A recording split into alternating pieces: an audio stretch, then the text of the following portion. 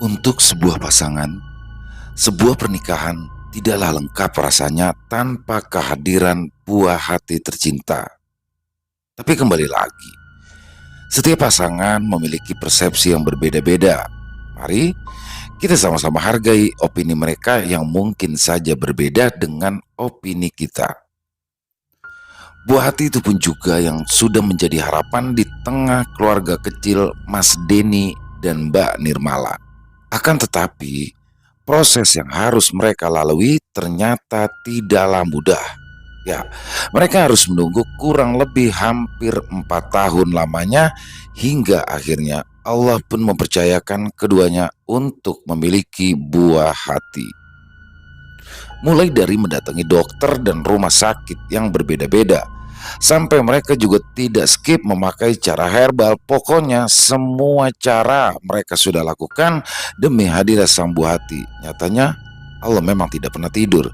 Allah menyaksikan segala perjuangan yang telah mereka lakukan. Dan lalu keajaiban ini pun diberikan di rahim Mbak Nirmala. Dengan segala doa dan upaya yang sudah mereka lakukan, nampaknya berbuah dengan manis. Dan itu benar dibuktikan sendiri oleh Mas Denny. Tepat di jam 12 malam, suasana haru pun terpancar dari raut wajah Mas Denny dan sang istri. Begitu pula dengan sang dokter dan perawat yang menangani prosesi melahirkan kala itu. Semuanya pun turut bahagia atas kelahiran putra pertama Mas Denny dengan Mbak Nirmala, yang kala itu Mbak Nirmala masih nampak lemas. Masih tertancap selang infus di tangan kirinya, oksigen pun masih menempel di lubang hidungnya. Beberapa dokter pun masih menjahit sedikit luka robekan efek dari proses melahirkan tadi. Intinya hari itu Mas Denny sama sekali tidak memiliki firasat buruk apapun. Semua orang pun demikian. Salah satu perawat pun ada yang menyuguhkan teh hangat manis untuk diminum istrinya karena sedari tadi Mbak Nirmala mengeluhkan jika ia sangat haus sekali. Setelah itu dokter pun memberikan bayi mereka kepada Mbak Nirmala agar bayinya bisa langsung minum ASI pertamanya. Baru beberapa langkah berjalan mendekati ruang bayi, tiba-tiba saja ada suara langkah kaki yang terdengar berlari dari arah belakangnya.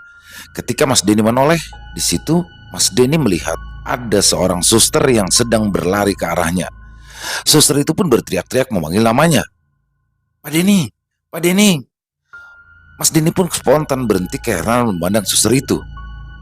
Ada apa, Sus? Tanya Mas Denny. Mari Pak, mari ikut saya ke ruang bersalin. Istri Bapak pendarahan, kata suster itu. Mendengarkan hal itu Mas Denny pun terkejut bukan main. Di lain sisi, Mas Denny kala itu masih bingung dengan ucapan si suster. Lalu, suster itu pun memberikan isyarat kepada Mas Denny untuk segera mengikutinya dari arah belakang. Perasaan Mas Denny pun kala itu campur aduk tak karuan. Ya, waktu mereka sudah mendekat di ruang bersalin, Mas Denny pun melihat kala itu ada banyak sekali suster yang terlihat mondar-mandir keluar masuk. Ada apa sebenarnya sebuah ini? Pertanyaan terbesar yang ada di hati Mas Denny, dan dia bingung harus bertanya kepada siapa karena di situ dia hanya melihat orang-orang yang sibuk sendiri. Kini Mas Denny pun perlahan melangkah mulai mendekati pintu ruang bersalin. Dan begitu langkahnya terhenti di depan ruangan itu, hatinya seketika merasa hancur. Ia melihat istrinya kala itu menggeliat sambil berkali-kali mengeluh tidak bisa bernafas. Ada banyak sekali darah yang keluar. Semua orang pun sibuk memberikan pertolongan untuk Mbak Nirmala. Ada perasaan kehilangan yang sangat mendalam, dan anehnya perasaan itu pun tiba-tiba muncul saat Mas Denny memandang ke arah istrinya berada. Dan beberapa menit kemudian, Mas Denny pun melihat sang istri nampak terlihat lemas di atas kasur, memandang ke arahnya sambil menangis dengan nada suara yang sangat lirih. Sang istri pun memanggilnya untuk mendekat. Pak, sini. Nampak tangannya yang lemas melambai-lambai ke arah Mas Denny, dan tanpa sadar Mas Denny pun meneteskan air matanya. Dia benar-benar bingung dengan kondisi istrinya yang tiba-tiba saja drop seperti itu. Perasaan sedari tadi ia melihat istrinya nampak sangat sumringah sekali, tapi kini istrinya lemas dan nampak pucat. Mas Denny pun berusaha menenangkan sang istri sambil meyakinkan bahwa dirinya akan baik-baik saja. Istrinya pun hanya tersenyum kala itu, lalu berkata, "Pak, sini, Mama mau ngomong."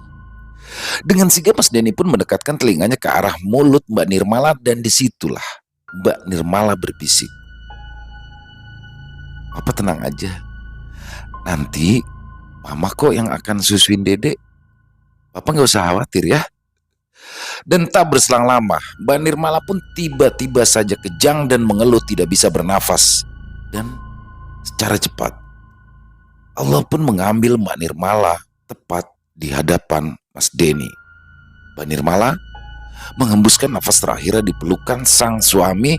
Kala itu Mas Denny tidak memikirkan apa yang sudah diucapkan Mbak Nirmala, karena hatinya terlalu hancur mendapati kenyataan sang istri pergi seperti ini. Sulit buat Mas Denny berdamai dengan kenyataan. Hatinya masih terlalu sakit untuk menerima semua ini, sampai dirinya pun tidak memiliki kekuatan untuk mengasuh sang anak kala itu karena saking rapuhnya dia. Hingga terpaksalah sang anak dititipkan sementara di rumah orang tuanya. Ya, sekiranya sampai Mas Denny bisa berdamai dengan dirinya sendiri, padahal semua ini bukanlah salahnya, melainkan sudah menjadi ketetapan dari Allah Subhanahu wa Ta'ala. Sang istri pun dimakamkan di TPU terdekat dari rumahnya. Sejak malam pertama, sesudah istrinya dimakamkan, Mas Denny pun berusaha menarik diri. Dia masih enggan berbicara sepatah kata pun. Lain sisi, dia bersyukur memiliki keluarga yang sangat support dan memahami kondisinya. Dia juga bersyukur memiliki teman-teman dan bos yang sangat perhatian sekali. Intinya, dia bersyukur berada di dalam circle yang positif. Dan setelah acara tahlilan malam pertama, Mas Denny pun memutuskan untuk tidur seorang diri di rumahnya. Dia tinggalkan rumah orang tuanya dan berjalan pulang ke rumah tanpa ada semangat lagi di dalam dirinya. Seolah-olah dia sudah tidak memiliki semangat dalam hidup. Baginya, sang istri bukanlah hanya sebatas istri, tapi juga sahabat terbaik untuknya. Yang paling setia menemani dia dari nol, ya hanya istrinya Nirmala. Support yang diberikan Nirmala pun bahkan lebih besar dari support yang sudah diberikan keluarganya. Maka dari itu, Mas Denny pun kala itu begitu amat sangat kehilangan. Setibanya di rumah, Mas Denny pun melihat kondisi rumahnya kala itu masih sangat berantakan, tapi Mas Denny terlihat enggan merapikan dan langsung memilih masuk ke dalam kamar. Akan tetapi, di keesokan paginya, Mas Denny pun mendapati rumahnya sudah dalam kondisi rapi. Siapa yang merapikan? Mungkinkah saudara atau orang tuanya? Tapi dia ingat sekali jika pintu depan sudah ia kunci sebelum ia tidur semalam.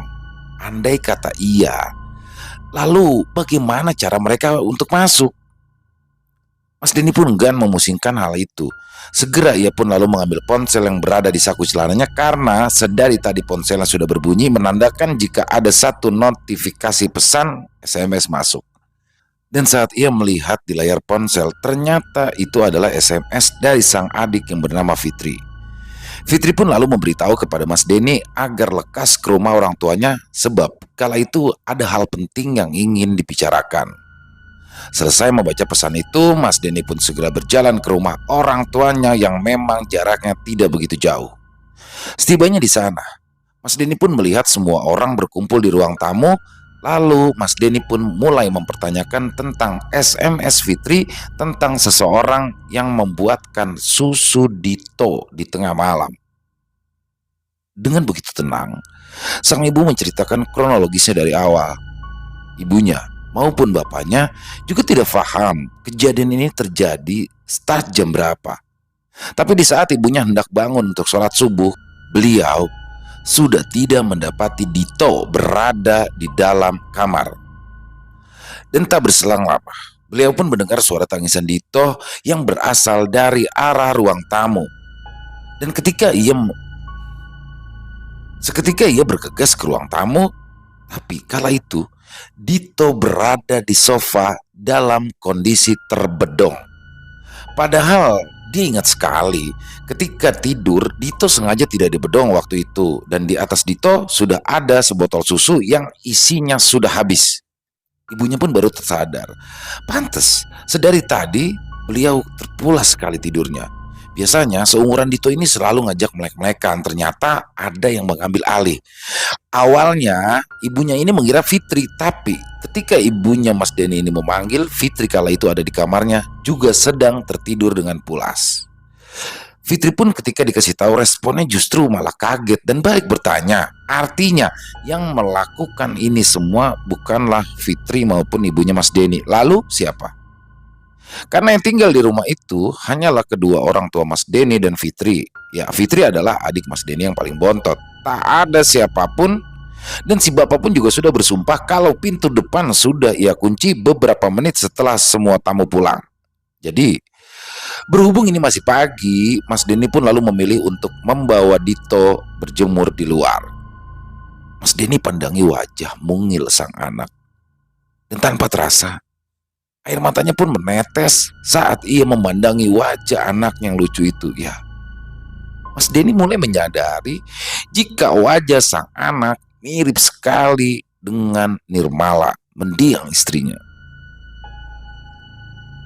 Dan dikala Mas Denny sedang menjemur sang anak di luar, tanpa sadar ia pun disapa oleh tetangga sebelah kiri rumahnya yang bernama Ibu Lis. Ya, Ibu Lis ini tak ada angin, tak ada hujan, tiba-tiba saja ia berkata, "Mas Den, Fitri itu pinter banget ya. Semalam saya denger itu Fitri nyanyiin lagu Nina Bobo loh, pas Dito lagi rewel tengah malam." Mendengarkan hal itu, Mas Denny pun tambah heran. Untuk meyakinkan perkataan Ibu Lis, Mas Denny pun coba bertanya, "Fitri adik saya, Bu." "Lah iya Mas, Fitri adiknya Mas Denny." "Loh emang siapa lagi?" jawab Ibu Lis. Ibu Lis pun melanjutkan obrolannya. "Terus terang ya Mas Den, saya itu semalam kebangun karena denger si Dito itu nangis sampai sebegitunya. Nah, habis saya denger Fitri nyanyi kayak lagi nimang-nimang Dito, alhamdulillah Mas, Ditonya langsung tenang dan gak rewel lagi. Ya wes, saya balik tidur." Mas Denny pun benar-benar gagal paham dengan apa yang sudah dikatakan Ibu Lis. Ya, tadi bukannya Fitri bilang jika semalam dia tertidur pulas di dalam kamar. Nah, kenapa di sini Ibu Lis mendengar jika dia sedang menina bobokan Dito? Ya wajar sih kalau memang Bu Lis bisa mendengar karena memang dinding rumah mereka benar-benar mepet. Ditambah lagi suara tangisan Dito dan suara nyanyian tersebut memecahkan keheningan malam. Dan di tengah keheranannya, Mas Denny pun izin masuk lalu mulai menghampiri Fitri untuk menanyakan semua kebenarannya seperti apa. Kan tetapi kala itu Fitri pun masih kekeh dengan pendapatnya, dan Mas Denny paham jika adiknya ini memang tidak berbohong. Lantas, suara nyanyian siapakah yang semalam Ibu Lis dengar? Suara yang katanya mirip sekali dengan suara Fitri. Wallahu alam. Sedangkan kejadian Dito yang berpindah dengan sendirinya masih menjadi pertanyaan besar semua orang di dalam rumah itu. Entah kenapa, setiap orang rumahnya ingin mencuri-curi kesempatan supaya bisa mengetahui siapa orang itu. Mereka semua seolah seperti sedang dibius oleh seseorang sampai membuat tidur mereka begitu pulas dan tidak sadar. Justru mereka baru benar-benar bangun saat sudah masuk waktu subuh dan mendapati Dito dengan posisi yang sama. Ya memang Dito ini tidak kenapa-napa, akan tetapi sebagai orang tua yang baru, Mas Denny pun jelas kepikiran akan hal ini. Dan kejadian itu pun terus berlanjut hampir 2 minggu lamanya. Rasa penasarannya pun sudah benar-benar memuncak. Kala itu Mas Denny pun lalu memutuskan untuk membeli satu buah CCTV yang ia letakkan di ruang tamu rumah orang tuanya. Dan percaya nggak percaya, CCTV itu baru dipasang pagi dan sekitar jam 12 malam ke atas mereka mendapati adanya sebuah penampakan. Ya, penampakan sosok perempuan yang hampir menyerupai kuntilanak yang sedang menimang-nimang Dito yang kala itu sedang rewel di tengah malam. Dengan begitu piawai selayaknya seorang ibu, sosok itu terus menjaga Dito semalaman suntuk. Dan sosok itu baru menghilang sekitar hampir mendekati azan subuh berkumandang. Di rekaman CCTV pertama sampai dengan ketiga memang tidak terlihat wajahnya dan sepertinya hanya samar-samar. Tapi di rekaman keempat sampai rekaman keenam, Mas Denny bisa melihat dengan jelas wajah almarhumah. Mas Denny dan keluarganya pun terkejut bukan main saat melihat rekaman itu ya. Dan guna memastikan jika ini semua bukanlah halusinasi mereka, Mas Denny pun lalu mendatangkan teman lamanya yang merupakan seorang imam masjid. Ya, teman Mas Denny ini bisa dikatakan adalah seorang indigo. Kejadiannya setelah sholat Isya. Temannya pun memutuskan untuk datang langsung ke rumah Mas Denny sepulang dari masjid. Baru juga masuk dan dipersilakan duduk, yang mana posisinya menghadap ke arah kamar orang tuanya Mas Denny. Teman Mas Denny kala itu berkata, "Aku tadi lihat istrimu masuk kamar, Den. Tuh, sambil bawa botol susu." Semua orang merasa heran mendengarnya. "Silakan aja dicek, kalau nggak percaya," imbunya lagi. Dan ketika semuanya masuk ke dalam kamar, di dalam situ hanya ada Dito yang kala itu sudah terlelap. Tapi di dekat Dito ada sebotol susu yang isinya tinggal separuh. Dan ibunya Mas Denny pun bingung. Harusnya semua botol itu ada di wastafel karena baru saja dicuci. Semua orang pun langsung ke arah ruang tamu. Ya, karena ada tamu. Terus yang bikinin susu siapa? "Tenang aja, gak apa-apa. Istrimu tidak berniat membawa anakmu. Dia dia hanya memenuhi janjinya kala itu. Nanti jika sudah malam 40 hari, dia pasti akan pamit pergi dan anakmu kemungkinan akan rewel nantinya," ucap teman Mas Denny di hadapan semua orang. Ya, karena banyak sekali kisah tentang ibunya yang meninggal saat melahirkan, arwahnya datang untuk membawa anaknya. Itulah yang ditakutkan Mas Denny dan keluarga. Tapi setelah mendengar perkataan temannya, Mas Denny pun di sini menjadi sedikit lega. Selama ini bukan berarti dia tidak mau merawat anaknya. Denny ini hanya perlu proses pelan-pelan karena menjadi sosok single parent itu tidaklah mudah. Dan singkat cerita, masuklah ke malam 40 harinya sang istri meninggal. Mas Denny pun tiba-tiba kala itu merasakan perasaan kehilangan. Seperti waktu itu, dia pun lalu memutuskan untuk pulang sambil ditemani sang kakak. Mas Denny pun melek-melekan di rumahnya. Sekitar jam 10 atau jam 11 malam, kakaknya pun di sini pamit pulang ke rumah orang tuanya karena merasakan hawa yang sedikit aneh. Alhasil, tinggallah Mas Denny seorang diri dan Mas Denny pun memutuskan untuk masuk. Dia lalu duduk di sofa di depan TV sambil menangis. Tak terasa sudah malam 40 hari sang istri, artinya sebentar lagi istrinya akan tenang di alam sana, meninggalkan dirinya dan Dito untuk selama-lamanya. Ya, ada semacam perasaan belum siap di hati Mas Denny kala itu. Dan saat Mas Denny sedang menangis seorang diri, Mas Denny pun merasakan jika ada seseorang yang sedang duduk di sofa sebelahnya. Mas Denny pun di sini tidak memiliki keberanian untuk menoleh ke sebelahnya, walaupun hanya sebatas untuk memastikan itu siapa. Mas Denny terlalu takut. Dan di tengah keheningan malam itu, tiba-tiba samar-samar terdengar suara seseorang perempuan. "Pak, aku pamit ya. Aku titip Dito. Tolong jaga Dito baik-baik ya, Pak." Mendengarkan hal itu, tangis Mas Denny pun semakin kencang. Ya, dia yakin 100% jika itu adalah suara istrinya, Nirmala. Berarti apa yang dikatakan temannya benar. Mas Denny tak dapat berkata apa-apa. Yang hanya bisa ia lakukan hanyalah terus menangis dan terus menangis sampai akhirnya ia pun tertidur. Genap 40 hari sang istri, Mas Denny pun di sini mulai belajar menerima kenyataan. Belajar menjadi orang tua tunggal, belajar legowo menerima kepergian sang istri. Perlahan-lahan Mas Denny pun sudah bisa menerima semuanya dengan baik. Kini, dia pun memilih tinggal di rumah orang tuanya dan rumahnya pun dia sewakan dengan tinggal di rumah orang tuanya. Mas Denny pun bisa semakin dekat dengan sang anak yaitu Dito. Mari kita doakan yang terbaik untuk Mas Denny dan Dito agar Mas Denny tetap bersemangat, dan mari kita bersama-sama berdoa sesuai keyakinan dan agama kita masing-masing untuk Mbak Nirmala.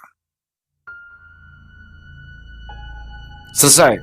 Wow, luar biasa, luar biasa. Ini kisahnya lebih ke sedih. Saya pun jadi ke bawah dan asli terbawa emosi, luar biasa kisahnya. Karena apa ya? Ya kan saya juga seorang ayah ya, jadi pasti ngerasain bisa menyelami apa yang dirasakan oleh Mas Denny ya. Kehilangan seorang istri yang sangat dia cintai dan harus mengasuh sang anak yang masih bayi seorang diri. Jadi intinya yang kuat ya, Mas Denny yang kuat. Buat Dito semoga jadi anak yang soleh dan berbakti kepada orang tua, berguna bagi nusa bangsa negara dan agama. Amin amin ya robbal alamin. Dan selalu mendoakan sang ibu Mbak Nirmala ya, agar tenang di alamnya, agar ditempatkan di tempat yang terbaik di sisinya. Amin.